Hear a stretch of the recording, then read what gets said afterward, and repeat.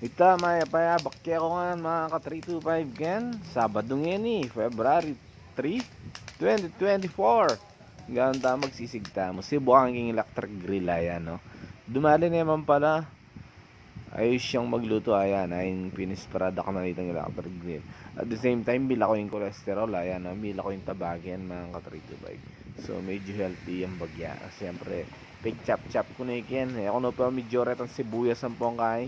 Kalamansi lara normal no reta ayan. Yun naman ken nung makanan yung gawang sisigi 325 version no. Yeah. Pakanyaman yan. At manyaman tamong mga kumabsita mo mga ka 325 to. Minekos ko na ikin. Inunagin kaya pala sibuyas ang buwit ang reno. Baka tasip-sip yung reno yung sibuyas. Malasa ya kanina. Tapos binili ko niya mo naman yung tig chap-chap tam sisig ka na yan. Dumali yung mga ka 325. Baka kiniman. Ha? Baka tandaan niya yan. O yan. Luto na ikin.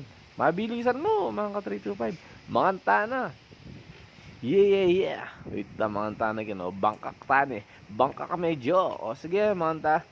Mingat po. Ikayo nga, mingat ko po. Mga bulol ko pa. Mga tana, last 12 na.